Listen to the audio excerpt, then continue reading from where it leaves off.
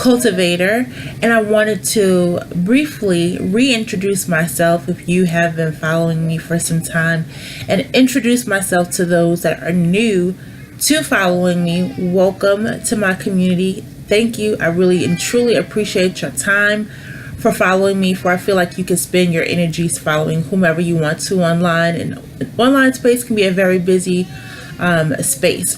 So I thank you for that and your commitment to education, because I know that that's one of the reasons that you are here. Again, my name is Regina Coley. They call me the Motivator, Educator, and Cultivator. One, the Motivator, because I have spent a substantial amount of years focusing in on girls' empowerment through girls' mentoring programs and speaking opportunities to get in front of girls and just empower them with positive messaging. I am an educator by profession, so that's where that comes from, and I'm continuing that journey into home education for my own children, as well as developing my own school, which is in the works.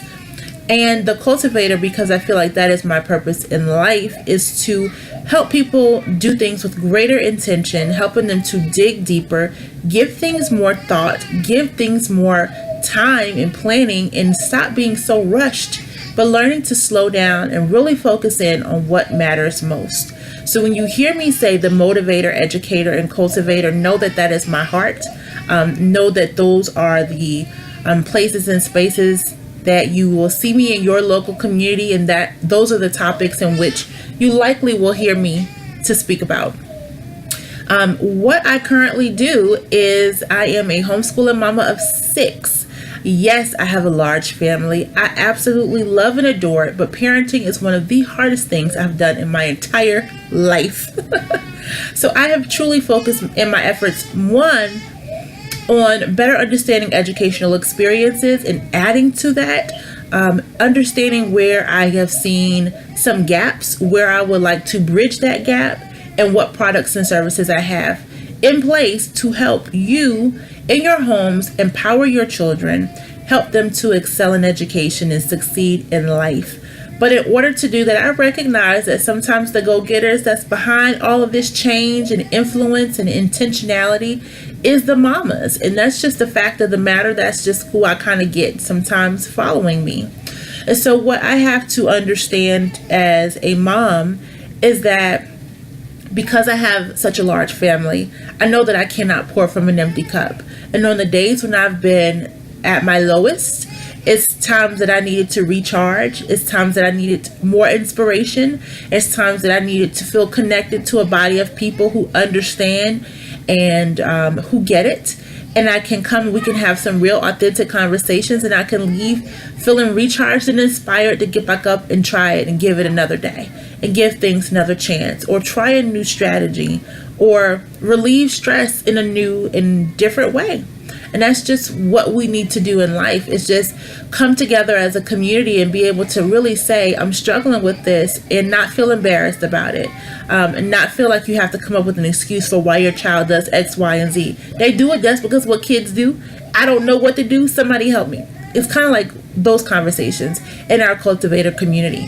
So those are the types of things that you will hear me share on social media. If you catch me on a live, or you catch the podcast, or you read an ebook or a worksheet or a checklist or something, any resource that is available at reginacoley.com, those are the types of things that I want to be able to help you do, is not only do these things for your children, but understand that you as a parent, you also may need guidance and support, and somebody just to love on you with a love like no other.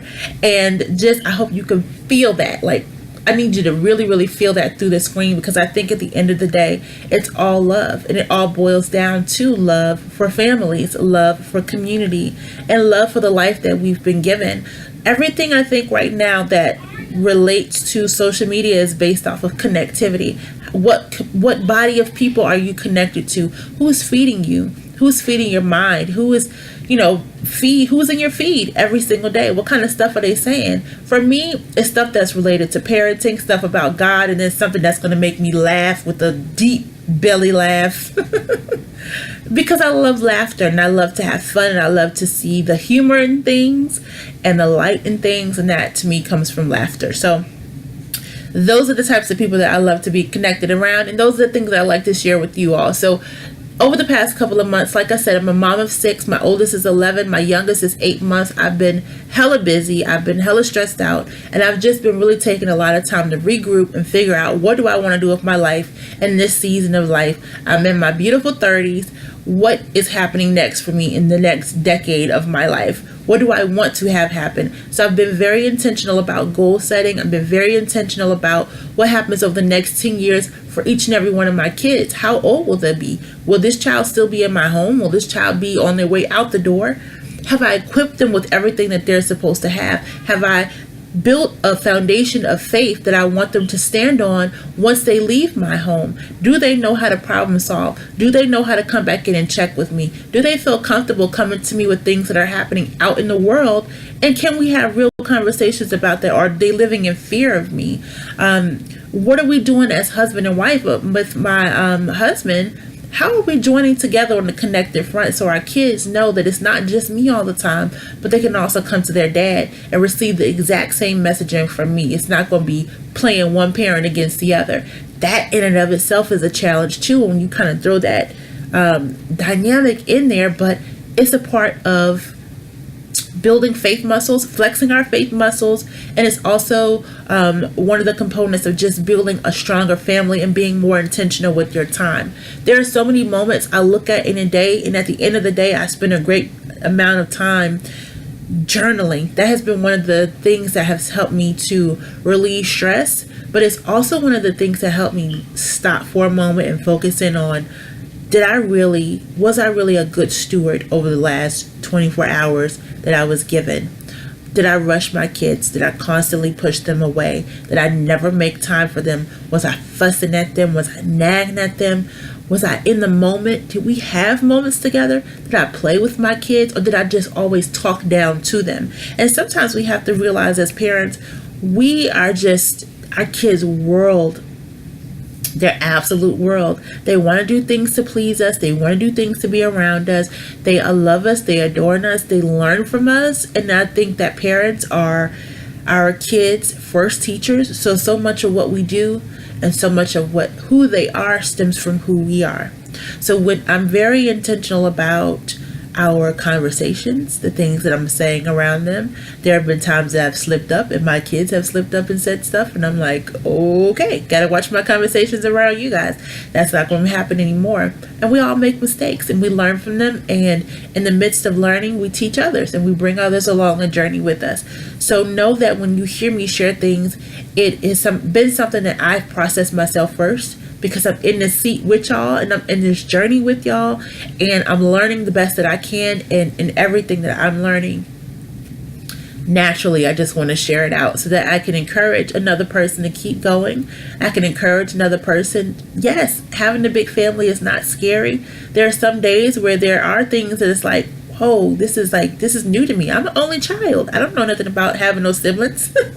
I don't know anything about this, but it's a part of life and it's a part of growth. So as we grow and as we change, I'm just kind of in that season where I'm soaking it all in, and it's beautiful and it's sweet. In the moments where it's stressful, I pick up a book and I find something, or I listen to an encouraging podcast myself and I find where I'm being fed. And once I find it and I love it, I share it out with y'all, because it may be something that can feed you too. But one thing that I am very intentional about is the voices that I listen to. I only listen to one to two voices in each category of my life. So I may have 1 to 2 business coaches.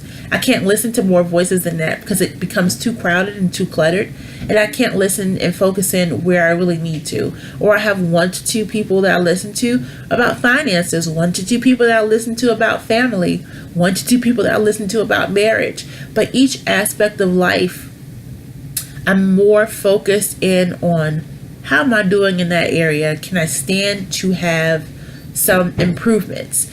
And then all of those things are then developed into content that is usable by you and your family. My ultimate goal this year is to be more of a resource to parents, educators, and edupreneurs. You all are the people that are at the forefront every day, not only doing for yourselves, but doing for other people. doing for the children that are around you. And as we all know, children are a challenge. They're a blessing, but they are a challenge. So what we want to do is be able to fully support you wherever you find yourself empowering the children in your lives. Whether you said, I'm in a classroom and I need some additional supports here, I need support with behavior management, classroom management, educational resources, culturally diverse information, absolutely, I'm here for you. And I definitely understand where you're coming from, because that was a huge area of concern for me. So I've built up a huge resource bank that I'm now sharing out that information with, since I'm no longer inside of a school classroom, but in my own home classroom, sharing that information out. And again, also looking at it, I'm a parent, always and forever. That's never going to change now. So as I find family resources, I also am looking for things that don't exist. So I'm creating those resources and sharing them out as well. But at the end of the day, I'm still an entrepreneur who is focusing on youth empowerment, and that will never change. I've tried to run from this several times, and I haven't been able to run away from it. So I know that it is attached to my purpose, and it's a part of my destiny, and I want to be a good steward over the gifts and the talents that I've been given. So I want to create resources that I know community leaders like yourself, advocates for children, those who are looking to influence and impact the young people in your community but can't find the resources that you necessarily need. There's a lot of stuff out there about nonprofits. Absolutely. They're even starting to develop more resources as it relates to mentoring. But sometimes when I find you work with a very distinct market, like I work with girls of color, not a lot of information out there as it pertains to the girls of color.